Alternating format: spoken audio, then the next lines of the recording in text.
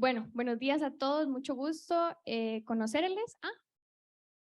Sí, sí, también. Y Juan que nos acompaña en Hola, Chelo. videoconferencia. Este foro tiene como objetivo plantear la importancia de la articulación interinstitucional y también los principios de co-creación, que es lo que hemos venido conversando. La temática específica del espacio que vamos a tener ahorita es cómo con la academia se pueden desarrollar iniciativas de GovTech. Para eso quisiera invitar a doña Paola, quien también fue ministra del Ministerio de Ciencia, Tecnología e Innovación, a que nos comparta un poco cuál ha sido la perspectiva o la visión de Costa Rica de GovTech y también sumar cuál ha sido esta posición ahora desde su nuevo rol como docente en el Instituto Tecnológico de Costa Rica en torno al tema GovTech y la academia. Sí, muchas gracias. Buenos días. Muchas gracias a Juan y a Henry, que también está acá. Gracias por la invitación. Bueno, tal vez comentar un poco cómo lo estuvimos trabajando desde el Ministerio de Ciencia, Innovación, Tecnología y Telecomunicaciones. Aquí, en su momento, desde la Dirección de Gobernanza Digital, don Jorge como director, con mi compañero Roberto Lemaiter también como parte de la dirección. La perspectiva GovTech la hemos visto en varios niveles. En primer lugar, desde el punto de vista de los proyectos y servicios transversales, que son aquellos que son comunes a básicamente toda la institucionalidad pública o una gran parte. Sí, o una gran parte de la institucionalidad pública. Por ejemplo, todas las instituciones podrían necesitar para consultas públicas ciudadanas o para trámites ciudadanos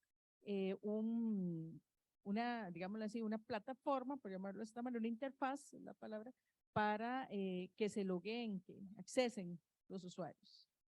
Pueden necesitar la autenticación de usuarios, pueden necesitar, en general, digamos, esas son las dos más sencillas, las relacionadas con la identidad digital, por ejemplo. Entonces, estos proyectos y servicios transversales, con el trabajo que hicimos en MISIT, estarían siendo mantenidos e implementados por la Agencia Nacional de Gobierno Digital, que se creó más o menos en el 2020, según recuerdo, ¿verdad? La Agencia Nacional de Gobierno Digital se encargaría, en primer lugar, no estamos hablando aquí de hacer toda la programación de todas estas cosas, no estamos pensando en eso, más bien de ser ese ente que precisamente, como hemos hablado aquí, en coordinación con el sector privado y mediante concursos públicos y demás, genera esas oportunidades de acelerar el desarrollo del gobierno digital, específicamente esos servicios y proyectos transversales por medio de contratación pública principalmente. Pero que sí, el mantenimiento, la sostenibilidad en el tiempo, etcétera. Porque si nosotros delegamos toda esta tarea de la creación de plataformas y demás desde cero a una institución pública, entonces, lejos de acelerar la implementación de gobierno digital, vamos a retrasarlo porque es demasiado trabajo, ¿verdad? Y por otro lado, también tenemos proyectos y servicios sectoriales, como decimos, atienden particularidades de un sector específico, por ejemplo, el sector salud, el sector social, donde allí más bien la Agencia Nacional de Gobierno Digital daría un acompañamiento y una asesoría a los entes que estén aplicando las tecnologías de información y comunicación para resolver esas necesidades sectoriales. ¿Cómo la academia puede integrarse a esto? En realidad, para llevar adelante esta transformación digital del Estado, requerimos, como se ha hablado aquí, de un ecosistema. El gobierno, por ejemplo, en este caso de Costa Rica, con su rectoría en el Ministerio de Ciencia, Innovación, Tecnología y Telecomunicaciones, fijando las políticas públicas, como por ejemplo mencionó don Jorge, el Código Nacional de Tecnologías Digitales. Y por cierto que también asumió el ministerio la generación de las normas para la gestión de tecnologías de información y comunicación en el sector público, que antes eran dictadas por la Contraloría General de la República. con todas estas políticas públicas se fija el rumbo, la estandarización de todos estos procesos y servicios transversales, y también se fijan directrices y orientaciones que pueden facilitar el uso de tecnologías de información y comunicación para los procesos sectoriales. Y por otro lado, desde la Agencia Nacional de Gobierno Digital, como dijimos, esa base de servicios que estarían disponibles para toda la administración pública. Y por otro lado, el sector privado contribuyendo al desarrollo de todas esas plataformas sectoriales, pero también transversales. Y la academia con un papel muy importante, no solamente en la formación del recurso humano, sino en varias cosas. Gestión del cambio. Y eso estamos hablando no solamente a lo interno de las instituciones, también con la ciudadanía. Necesitamos más investigación, podríamos decir, en GovTech orientado al usuario. ¿Qué es lo que el usuario quiere? ¿Cuál sería la mejor forma, por llamarlo así, de que consuma el producto que finalmente es para resolver sus necesidades? Por otro lado, por supuesto, en la incorporación de avances tecnológicos, en análisis de cómo se pueden mejorar estos procesos de gobernanza, también de las tecnologías de información y comunicación, y aquí nos referimos a cómo en la práctica vamos a implementar de una manera articulada y sin invadir competencias de entes todo este trabajo de una manera coordinada, no solamente en lo público, sino también en lo privado y por supuesto en las alianzas público-privadas. Y también, por supuesto, en el uso de la tecnología misma, las nuevas tendencias tecnológicas, cómo se podrían aprovechar en el gobierno digital. Por otro lado, también considerar, es muy importante el aporte que la academia pueda dar en la comprensión y el mensaje que pueda llevar en tomadores de decisiones que no son técnicos, que como por ejemplo los congresos que definen los presupuestos y que necesitan asesoría no solamente en las inversiones que van a tener finalmente que aprobar en tecnología por medio de los presupuestos del gobierno central, sino también, bueno, y otras instituciones en el mismo Congreso, pero también sobre cómo la legislación puede ir un paso adelante, digamos, de la tecnología, tratando de ir esclareciendo legalmente el marco de acción de públicos y privados sin que eso constituya un impedimento para el avance tecnológico. Eso también es un tema muy importante que se necesita explorar y pienso que las universidades, además de, por supuesto, la investigación, por supuesto, la formación del recurso humano, pueden aportar mucho en estos otros temas también como entes considerados especializados, técnicos, en cierto modo podríamos decir más neutrales, porque no son ni el gobierno y tampoco son implementadores, ¿verdad? Entonces, también facilita, digamos, que puedan ser escuchados y, por supuesto, de cara a la ciudadanía también, ¿por qué no? Facilitar, como el caso que se ha hablado acá de innovar, facilitar los procesos de consulta pública y además, muy importante, la alfabetización digital de la ciudadanía, porque un ciudadano o ciudadana que no conoce, no puede, no sabe usar las herramientas digitales por falta de conocimiento, serán ciudadanos y ciudadanas que potencialmente pueden quedarse fuera de los beneficios de todo este esfuerzo.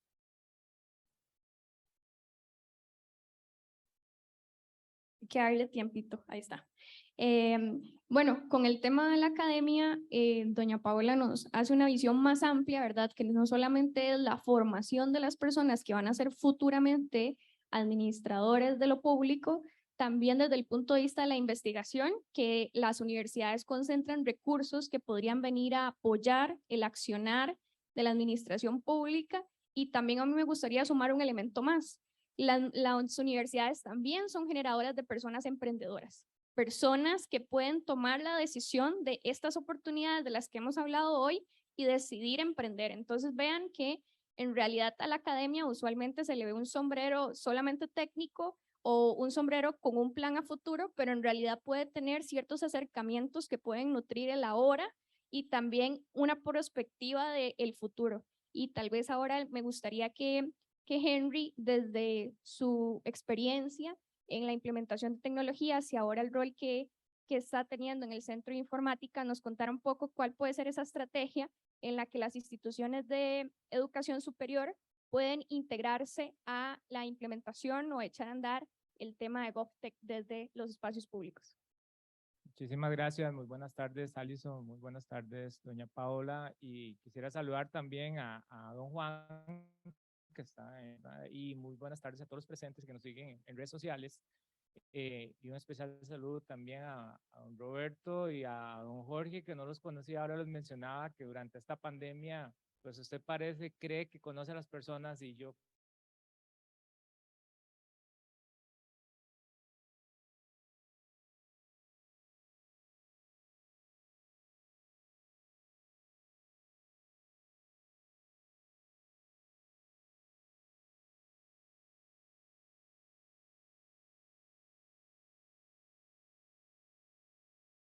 de las tecnologías de información en la universidad, que tiene un rol importantísimo precisamente en esta maquinaria de facilitación de las GovTech en el país, desde un punto de vista de valor público y de la actividad sustantiva. La actividad sustantiva de las universidades públicas en nuestro país es precisamente la docencia, la investigación y la acción social. Bueno, aquí se ha conversado, creo, desde la mañana, de diferentes puntos de vista, y a mí hay algo que me llama mucho la atención, y es que tenemos que saber dónde estamos para saber para dónde vamos. Se han hablado de los índices de medición de GovTech. Hay diferentes índices, se habló del CAP, se habló del Banco Mundial, etcétera. Yo quisiera concentrarme un poco en lo que las universidades podrían entregar valor público y además músculo técnico para precisamente aportar en este proceso, y es en el de la OECD. En el de la OECD define precisamente el tema de GovTech desde un proceso de un gobierno analógico, el famoso aquel que conversamos en algún momento de la historia, gobierno digital, gobierno electrónico, se hablaba en nuestro país, el gobierno digital y ahora el GovTech. ¿Okay? Bueno, a partir de eso se dice que tiene que estar centrado en el ciudadano. Centrado en el ciudadano, digital por diseño, que tiene que ser una plataforma de gobierno, además, tiene que ser se introduce en todo lo que se ha hablado también de las tecnologías disruptivas, pero yo quisiera que analicemos y nos centremos en algo. Nosotros en tecnologías de información hablamos siempre de que en los detalles es que está el demonio, ¿verdad? En los detalles es que está el demonio. Aquí podemos hablar todo el día sobre qué bonitos GovTech en las tardes, pero llevémoslo a la práctica. Llevémoslo a la práctica. Primero, saber dónde estamos. En el índice del GovTech no estamos. Perdón, del OCDE. No estamos aún, porque hace poco fue la incorporación. En el del CAP estamos en una posición 4 de 10. Y en el del Banco Mundial, que tuve la oportunidad de revisar, estamos en un estrato B, y ahí es por estratos, A, B, C, D. ¿Y eso qué quiere decir? ¿Cómo ayuda al ciudadano esto? Entonces, realmente es identificar cuáles son esos elementos que podemos colaborar. Don Jorge mencionaba de la iniciativa de interoperabilidad, del LexRoad y demás, y de cómo las startups podrían, al final de cuentas, colaborar con este proceso, pero tenemos que tener una ruta clara.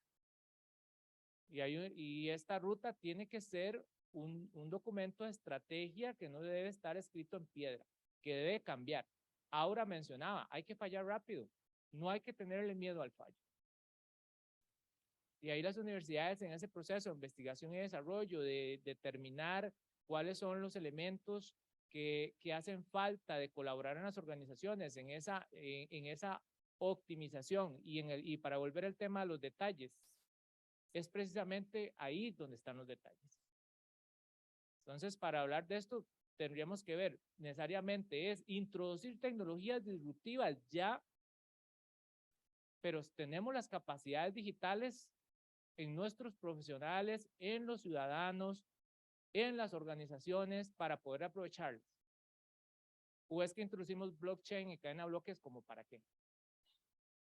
Tenemos que tener un sentido claro de para qué usamos si no estamos desperdiciando recursos públicos. Y la gente y el ciudadano y las personas no van a ver ese valor. Entonces, hay veces tenemos que ir hacia atrás y ver que efectivamente el detalle está en optimizar procesos antes de automatizar. Porque si automatizamos, si incorporamos nuevas tecnologías, ya, ¿qué hacemos? Siempre recuerdo a Bill Gates una vez que dijo, cuando automatizas en eficiencia, obtienes en eficiencia el resultado. Steve Jobs también una vez dijo, ¿qué es lo que quiere la gente? ¿Cuál es el estudio mercadeo que necesitamos le preguntaban para saber qué es lo que la gente necesita? Pues yo no le pregunto a nadie, yo le digo a la gente qué necesita. Entonces, al final de cuentas, nos llevan, algunos, si nos dejamos, ¿verdad? Nos llevan hacia donde precisamente tal vez no es lo que la ciudadanía requiere. Pongo un ejemplo fácil. Hace unos días que iniciamos con la apertura de público en los estadios.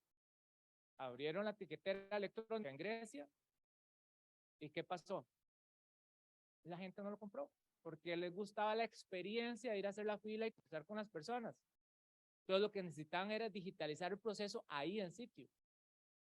Y volvemos a lo mismo, el tema de escuchar al ciudadano. ¿Qué es lo que el ciudadano quiere? Porque puede ser que estemos en otra línea invirtiendo recursos públicos y desperdiciándolos.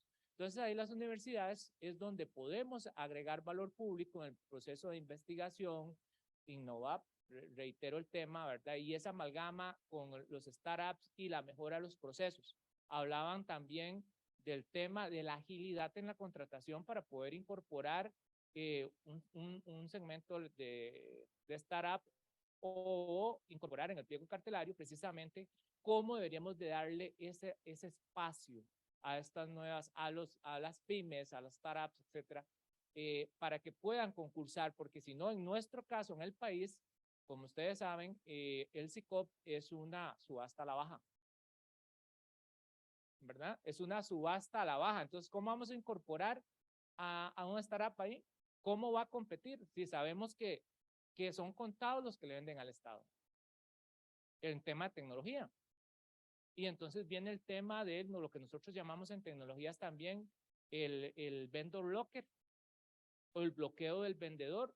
Al final de cuentas, amarran a una organización con su tecnología y le cuesta salir de ahí.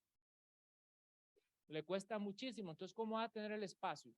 Y estamos ante un eventual cambio de ley de contratación administrativa que de por sí tenemos, ahora lo conversaban temprano,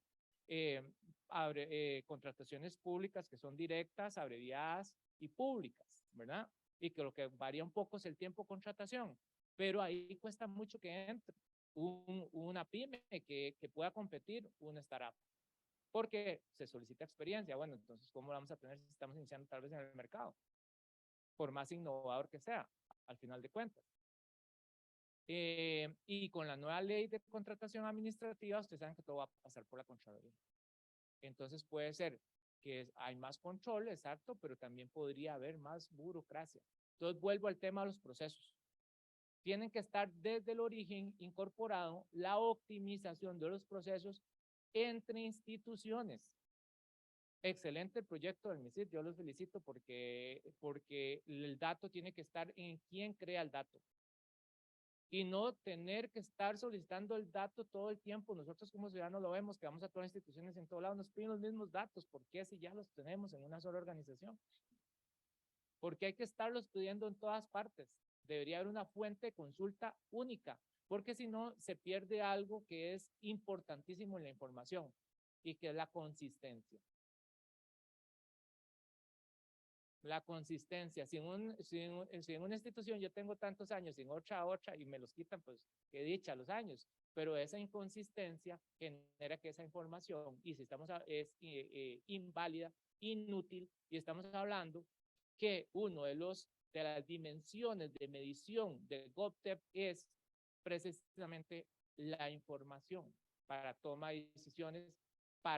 decisiones basadas en datos y no en intuición. Porque la intuición es una moneda al aire, confiar en la experiencia de alguien y que lo que salga ojalá sea bueno. Y me imagino que nadie aquí le gustaría que un país se dirija de esa manera, ni las políticas públicas de un país se dirijan de esa manera. Entonces, capacidades digitales que hay que formar en las personas. Nosotros somos docencia.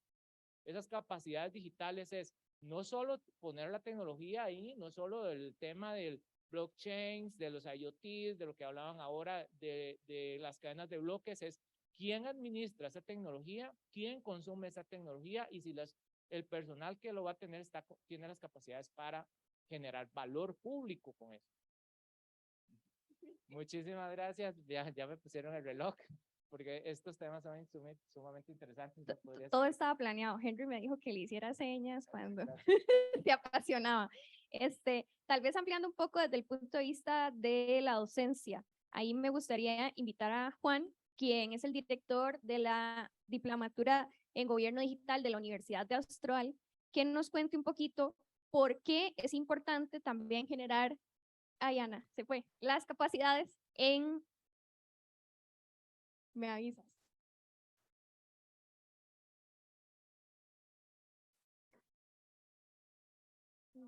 Ahí volví. Juan, ¿nos escuchas? Sí, perfecto. ¿Ustedes me escuchan bien? Sí. Buenísimo. Tengo un poquito de retorno. Bueno, muchísimas gracias, Paola, Alison, Henry, y gracias por la invitación también, y felicitaciones y también a todos quienes están participando, tanto presencial como por la virtualidad, ¿no? Lo primero es, bueno, en el contexto, nosotros en la Universidad Austral ya estamos por la segunda camada de una diplomatura que hemos generado que tiene el propósito de formar a líderes en política digital. Y como decía Paola, estos líderes pueden ser emprendedores, pero también, sobre todo, a muchos agentes que están en lo público, tantos funcionarios como en la burocracia técnica, que tengan como objetivo realizar mejores políticas públicas y mejores políticas públicas para transformar al Estado y, como decía Henry, con el centro del ciudadano, ¿no? Eso es lo que nosotros queremos lograr, y con una interacción que tiene que ser súper necesaria entre el sector público y el sector privado. Pero bueno, ¿en qué mundo y en qué contexto? No sé, ¿se me está escuchando bien? Perdón. Sí, perfecto. Pero ¿en qué contexto nos encontramos y de dónde parte, ¿no? este propósito de la diplomatura? Primero, entender que estamos en un contexto de crisis de representación política. Es decir, que todas las instituciones están en un escenario, en un diagnóstico de pérdida de credibilidad, de confianza en la relación entre los ciudadanos y el Estado o toda institución que representa gente. Y eso pone en jaque y pone en tensión el funcionamiento de la democracia representativa, ¿no? Y surge un primer interrogante de cómo la transformación digital puede hacer algo, puede contribuir a mejorar esa democracia representativa. El segundo elemento es que estamos en un escenario de disrupción tecnológica, un escenario en donde las nuevas tecnologías, como la inteligencia artificial, que mencionaba Henry y otros, está haciendo que el cambio ya sea totalmente exponencial y disruptivo, y que ya no es un cambio progresivo, sino que es un cambio que, como dije, es disruptivo, y esto genera que debamos acelerar la forma de cómo generamos las políticas públicas que tengan en cuenta a la tecnología como un herramienta de cambio y una herramienta de transformación. Y la tercera que se mencionaba Alison en su introducción es el concepto de la co-creación de políticas públicas, ¿no? O sea, cómo avanzamos hacia una democracia que sea más participativa, y esto tiene en cuenta el elemento fundamental de involucrar a la sociedad civil, involucrar a las startups, involucrar a toda la comunidad, en este caso, del ecosistema digital. Yo creo que ahí es donde el GovTech tiene un protagonismo central por los pilares y por los valores en los cuales está pensado y diseñado, que tiene que ver con buscar una mejor interacción, una interacción más horizontal, más co-creada entre los gobiernos y las startups y las empresas digitales, ¿no? Entonces, acá ya viene un factor que también es cultural, y que también viene de una nueva concepción de cómo mejorar también el sistema político, con más y mejor transparencia, con mejores mecanismos de control, pero también con mayor agilidad, ¿no? Que es una de las características que está trayendo el ecosistema digital, de cómo podemos tomar también desde el Estado y también desde quienes pensamos y trabajamos en lo público, formar líderes que tengan un componente más ágil a la hora de la transformación digital. Así que bueno, esa era mi primera introducción, quizás más como contexto, y el desafío de esto fue llevarlo, y lo estamos llevando, lo estamos cursando simultáneamente, en un programa que tenga esta integralidad de las personas, de los procesos y la tecnología, en un mundo en donde claramente hay una influencia en estos contextos que decíamos recién del sistema político. Gracias, Juan. Sé que algunos y algunas ya vieron posiblemente el reloj, ya viene el receso. Entonces, tal vez para animar nuevamente a la reflexión de cómo se puede desarrollar el GovTech y la academia, y como en el panel anterior no pudimos desarrollar la sección de preguntas y vi que ahorita justamente hubieron unas manos levantadas, quisiera preguntarles si alguien tiene alguna consulta, algún comentario.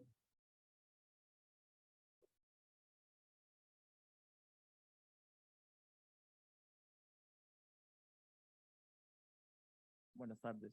Bueno, ahora que estaban preguntando sobre el enfoque de medidas o indicadores, me gustaría saber cuál es la implementación en el caso del régimen municipal.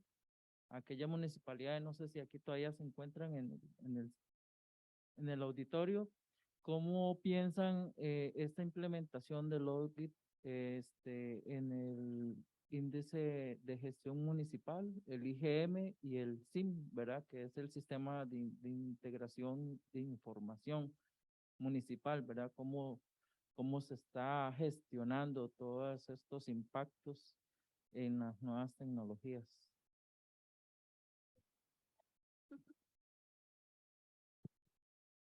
Tal vez es importante observar que incluso algunos de estos índices han nacido en la academia, desde el punto de vista de que se ha buscado que tengan una base estadística y también una representación en términos de que cuando se aplique, esta no, de alguna manera no borre la diversidad de los cantones. El proyecto que se explicó en la mañana, que se trabajó con Innova, OEA y la vicealcaldesa de Esparza, que fue una de las 3 municipalidades, como se comentó, todavía no ha terminado su ejecución. Aún estamos en el proceso de prototipado, que es básicamente el trabajar con los ciudadanos, cómo se ve esa integración de la tecnología que ahora mencionaba Henry, que pocas veces se trabaja con los ciudadanos. Una vez que eso se dé, también, como se mencionaron en los paneles anteriores, el indicador del éxito va a estar asociado a esa comunicación que se mantenga con la persona usuaria. En términos de, le logramos disminuir la molestia, la frustración, ese pensamiento de decir qué pereza. Ahí es donde vamos a tener una conversación cuando justamente el prototipo se implemente para ver ese impacto que se ha tenido. Desde la universidad se ha trabajado también el índice de transparencia, que fue el primero desde el punto de vista de hablar de innovación, de gobierno abierto, de acceso digital, y no es algo que ha quedado estático, porque incluso desde el centro en el que estamos, que es el CICAP, en Investigación y Administración Pública, se ha venido trabajando de cerca con el gobierno para generar mayores mediciones que tengan aristas más complementarias, porque también pasa lo que mencionaba Henry. Un índice mide una cosa, otro índice mide otra cosa, y en algunos de esos el tema central existe, pero no está siendo tan observado. Tal vez para complementar lo que menciona Alison, a nivel municipal en el país se está gestando bueno, no solamente el uso de tecnología de información y comunicación, pero digamos ahorita vamos a hablar de eso primero. En una iniciativa que integraría a las 82 municipalidades que se llama IFAM Infinito. Y este IFAM Infinito pues tiene que ver por un lado con la gestión municipal, por otro lado con la infraestructura requerida para esta digitalización y también con un componente de analítica de datos, donde se está visualizando, bueno, por el lado de tecnología de información y comunicación, pero también en un entorno de cantones, ellos no usan el término inteligente, pero está de alguna manera referido a eso, ¿verdad? Cantones innovadores y resilientes, se llaman ellos, pero que también involucra incluso el uso de una serie de índices, además de los que ya se conocen como gestión, etcétera, por ejemplo, de índices de ciudades inteligentes. Y que en ese contexto va a permitir ir más allá, podríamos decir, de la digitalización de los trámites a lo interno de las municipalidades, sino más bien también desde una perspectiva integral de mejora en la calidad de vida, con al menos 5 dimensiones, que incluyen incluso índices de desarrollo humano, la interacción con las personas usuarias, de manera que se apoye desde un punto de vista social, productivo, ambiental, económico, etcétera, el desarrollo de un territorio de una manera, podríamos decir, inteligente, no solamente en tecnología, sino también coordinada. Esto va más allá del mero uso de la tecnología, sino que de qué manera se pueden resolver esas principales necesidades de la ciudadanía en la prioridad en que se observa que deben ser atendidas, pero también en la prioridad en que la ciudadanía considera que necesita que se atiendan, ¿verdad? Entonces, todo ese proceso de integración que están realizando va a derivar en una serie de agendas estratégicas municipales, pero también agendas estratégicas comunes, donde me parece muy importante el enfoque que está dando el IFAM de la posibilidad de generar todos estos procesos y ponerlos al servicio de las municipalidades para lograr una mayor eficiencia en cuanto a costo de implementación y, por supuesto, al estar incluidas en esta iniciativa de IFAM Infinito, eso significa que las municipalidades que usen este sistema pueden beneficiarse todas de un mismo desarrollo, pero además, un mismo desarrollo informático, quiero decir, pero además disminución de costos e interoperabilidad incluso entre ellas mismas, si quisieran. Y de allí en coordinación, que lo están haciendo con el Código Nacional de Tecnologías Digitales y con el MISIT, de allí entonces la posibilidad de interoperar con todos los otros sistemas del país conforme se vaya avanzando en la interoperabilidad general.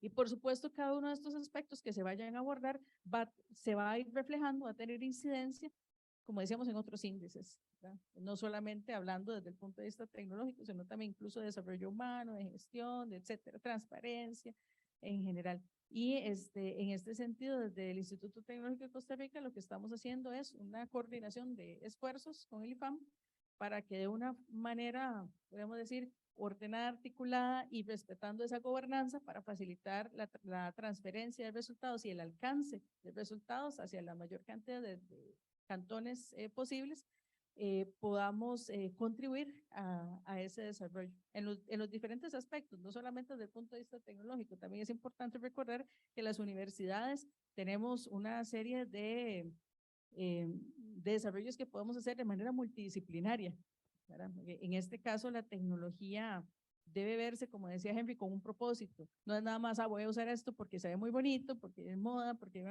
sino también qué es lo que realmente resuelve, cómo me ayuda eso a que las personas finalmente sientan que hubo un antes y un después, una mejora desde que se implementó un servicio.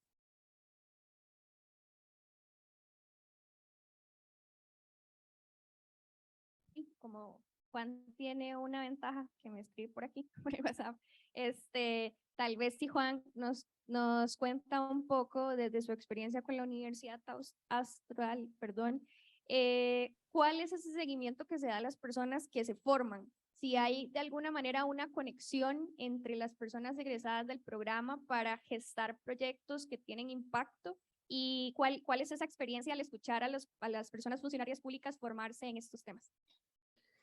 Qué buena pregunta y es el desafío, ¿no? La primera edición, la verdad que nosotros quedamos felices con la integración, porque tuvimos funcionarios públicos, tuvimos gente de empresas, tanto de startups como de empresas grandes, y tuvimos también gente del tercer sector.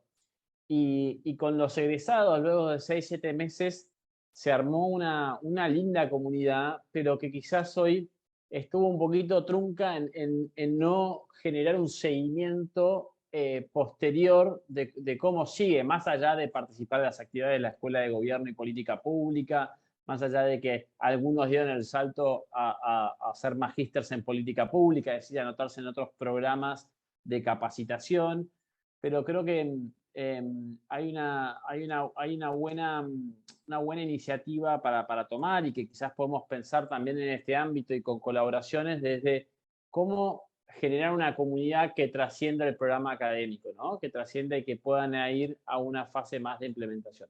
Obviamente que el propósito nuestro también fue, y esto se trataba también, nosotros hacíamos un proyecto de consultoría con ellos durante que sea el trabajo final, donde cada uno de ellos, de los participantes, mejore con una política pública el área donde están trabajando, ¿no? Tanto a escala local, a escala provincial, a escala nacional, o desde quienes eran consultores, desde entender y trabajar en una mejor oferta de servicio público.